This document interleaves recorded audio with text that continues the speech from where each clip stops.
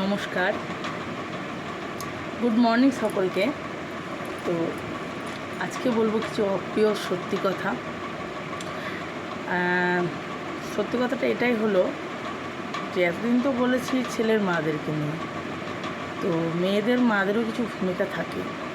তো যেসব বোনরা ভাবছো যে শ্বশুরবাড়ি ভাল লাগে না, হাজব্যান্ডকে ডিভোর্স দিয়ে এই শাশুড়ির জ্বালা যন্ত্রণা সহ্য করে বাপের বাড়ি গিয়ে থাকবো, তাদের উদ্দেশ্যে একটা কথা আমি বলতে চাই।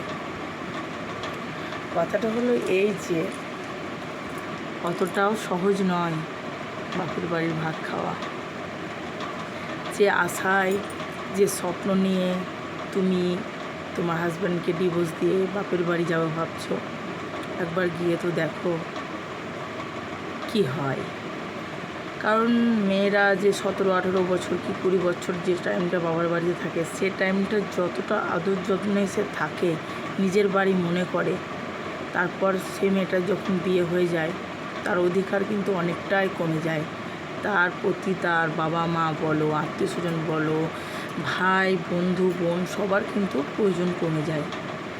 সেটা হয়তো আজকে আমার এই কথাগুলো শুনে অনেক বোনেরা বা আমার অনেক বান্ধবীরা ভাবতে পারে, এই না আমার মা তো আমাকে প্রচণ্ড পরিমাণে ভালোবাসে, তো মিথ্যে কথা বলছে। একটু চোখ কান খোলা রেখে দেখবে, সবটা বুঝতে পারবে যে যে ভালোবাসাটা তুমি আগে পেতে সেটা কিন্তু পরে আর পাবে না। তাদেরকে বোঝা মনেই হয়। যদি তাই মনে না হতো তাহলে হাজারো ডিভোর্সি মেয়ে ডিভোর্সের পর বাপের বাড়ি এসে সুইসাইড করতো না। তো কিছু মেয়ের বাবা মাও আছে যারা বিয়ের পর মেয়েকে পরই ভাবে, তারা অন্যের সন্তানকে বেশি আপন করে, নিজের সন্তানকে সেভাবে দেখেই না।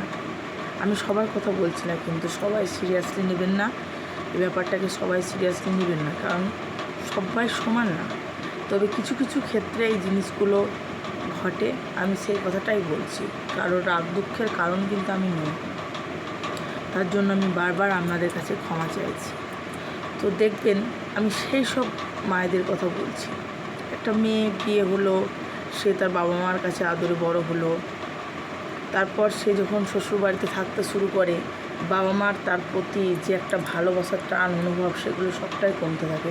কারণ তাদেরও মনে হয় যে টাকা পয়সা দিয়েছি, মেয়ের বিয়ে দিয়ে দিয়েছি, দায়িত্ব শেষ, আর কিছু করা যাবে না। সে মেয়েটা যখন বাপের বাড়ি আসে না, 4 দিনের জায়গায় যখন 10 দিন থাকে, তখন তার বৌদি তো দূরের কথা, তার মা তার সঙ্গে এমন ব্যবহার করবে যাতে মনে হবে আমার শ্বশুরবাড়ি গেলেই ভালো ছিল। এবার হয়তো বলতে পারো যে বিয়ের আগেও তো বাবা মা বকাবকি করতো, তখন কি গায়ে লাগতো না? তখনকার ব্যাপারটা ছিল আলাদা, এখনকার ব্যাপারটা আলাদা। দেখবে তোমার ছেলেটা যদি একটু বদমাশ হয়, একটু এটা ওটা ফেলে দেয় বা একটু জ্বালায়, তো সেটা নিয়ে তোমাকে কিন্তু কথা শোনাবে, এই কী ছেলে মানুষ করেছিস, কেন বাপের বাড়ি এসেছিস, এসে জ্বালা, এরকম বারবার আসিস না। তারপর তুমি সেখান থেকে চলে আসার পর দেখবে ফোনও সেভাবে করবে না। আমরা বেসিক্যালি দোষ দিই পরের বাড়ির মেয়ে, মানে বৌদিদের দোষ দিই। আমি কিন্তু বৌদিদের দোষ দিই না। সেও একটা মেয়ে, আমিও একটা মেয়ে। আমি যদি আমার ননদকে ভালো না বাসি, তাহলে সেই বৌদিটা আমাকে কী করে ভালোবাসবে? অনেকে বলে যে আমার বাবা মা খুব ভালো, কিন্তু বৌদি এসে আমি বাপের বাড়ি ঢুকতে পারি না, আমার ভাইয়ের বউ এসে আমাকে বাপের বাড়ি ঢুকতে দেয় না। কারণগুলো কি খুঁজে দেখেছেন? কেন ঢুকতে দেয় না, কিসের জন্য ঢুকতে দেয় না, খুঁজে দেখেন না। ফল্ট আপনাদের মধ্যেও আছে। তাই আমাকে ফার্স্ট আমার ননদকে ভালোবাসতে হবে। সে যখন শ্বশুরবাড়ি থেকে বাপের বাড়ি আসবে, তার বাবা মা যদি বেঁচে না থাকে, সে অভাবটা তাকে বুঝতে দিলে হবে না। আমি যদি তাকে ভালোবেসে আপন করে নিই, তার সমস্ত চাওয়া পাওয়াকে আমি সম্মান জানাই, তো দেখবো আমিও বাপের বাড়ি গিয়ে পরের মেয়েটার কাছে সম্মান পাবো। কারণ পরের বাড়ির মেয়েদেরকে আমরা দোষ দিতে বেশি পছন্দ করি, কিন্তু সেই কাজ যখন আমাদের জীবনে আমাদের বাবা মারা করে থাকে, তখন সেটা আমরা লুকিয়ে যাই, সত্যিই লুকিয়ে যাই। হ্যাঁ, মনে অনেক ভালোবাসা আছে, অনেক মেয়ে করে, আমার মেয়ে আমার বাবু, আমার সোনা, আমার মেয়েকে এত সম্পত্তি দেবো, এরকম বাবা মা আছে, নাই আমি সেটা বলছি না, কিন্তু এর সংখ্যাও কিন্তু অনেক যারা বিয়ের পর ডিভোর্স হয়ে বাপের বাড়ি যায়, কিছুদিন পর তারা সুসাইড করে। কিংবা অন্যত্র অন্য কারোর সঙ্গে চলে যায়। কেন এগুলো ঘটে? তারা তো ভাইয়ের বাড়িতে থাকতেই পারে, কিন্তু না, তাদের বাড়িটাও হয়ে ওঠে অসহ্য। আপনারা লক্ষ্য করে দেখবেন, এতে কিন্তু ছেলেদের কোনো দোষ নেই। আমি পুরুষদেরকে একটু কমই দোষ দিই, কারণ পুরুষরা অনেক চাপের মধ্যে থাকে। সে দাদা ভাইরা, আমারও হাজব্যান্ড আছে, অবশ্যই আছে, তারা একটা চাপের মধ্যে থাকে। কীরকম? ছোটো থেকে তারা বাবা মার কাছে বড় হয়েছে, বোনদের কাছে বড় হয়েছে, শর্ট করে তারা বাবা মার মুখের ওপর কথাটা বলতে পারে না। তাদেরকে মানিয়ে নিতে, গুছিয়ে নিতে, বইয়ের হয়ে কথা বলতে অনেক সময় লাগে। অনেক ছেলে আছে, দাদা ভাইরা আছে, যারা ঠোটকাটা তারা বলে দেয়। কোথাও দেখতে গেলে আমরা মেয়েরাই কিন্তু মেয়েদের শত্রু। তুমি দেখবে, তোমার যে ঘরটা খুব প্রিয় ছিল, যেখানে তুমি ব্যাগ রাখতে, সেখানে দেখবে তোমার মা অন্য কিছু রেখে দিয়েছে, একটা বড়ির ডালনা রেখে দিয়েছে, কিনা তো ওখানে বড়িগুলো নিয়ে এসে টক রান্না করবে। তুমি যখন বলতে যাবে না, বলবে তুই তো এখানে থাকিস না, এসছিস ঠিক আছে। তো তখন কি মনে হয় জানেন তো? তখন মনে হয় এই বাবা মাগুলোর পেটে বোধহয় আমরা জন্মগ্রহণই করিনি, এরা বোধহয় আমাদেরকে রাস্তা থেকে তুলে এনেছিল। একটা কথা মনে রাখবেন, পরে যদি কেউ অপমান করে না, সত্যি শরীরে ভেজে না অতটা, কিছুটা মনে হলেও অতটা ভেজে না, কিন্তু নিজের লোক, নিজের আত্মীয়, নিজের রক্ত যখন বেইমানি করবে, যখন চারটে কথা শোনাবে, তখন কিন্তু সত্যি গায়ে লেগে যাবে। দেখবেন, মনে করে দেখবেন। তাই সবাইকে বলবো, ডিভোর্সের সিদ্ধান্ত নিচ্ছ না, কোনো অসুবিধা নেই, তবে নিজের পায়ে নিজের যোগ্যতা দাঁড়ানোর ক্ষমতাটা রেখে নাও।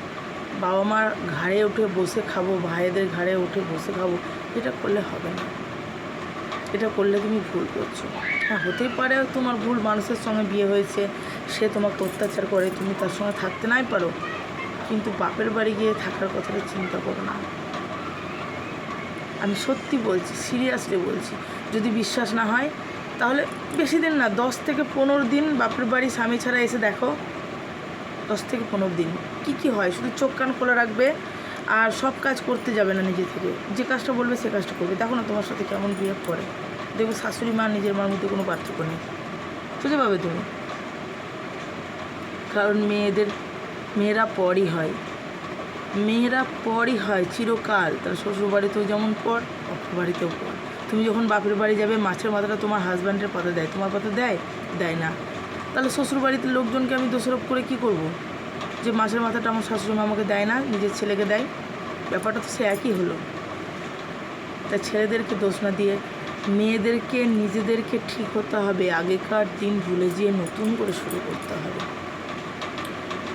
তো এখানে আমি শেষ করছি। সকলকে জানাই শারদীয়ার প্রীতি ও শুভেচ্ছা। সকলে নিশ্চয় খুব ভালো আছেন, আনন্দ করছেন। সামনে তো কালী পুজো আসছে, সেখানেও আপনারা আশা করছি ভালো থাকবেন, সুখে থাকবেন, আনন্দ থাকবেন, এটাই কামনা করি। আর জীবনের পথে প্রতিটা পদক্ষেপ নিজের সিদ্ধান্ত নেবেন, অন্য কারো কাছ থেকে না। নিজের বুদ্ধি আছে, নিজের সিদ্ধান্ত নিন, নিজে এগিয়ে চলুন। Best of luck.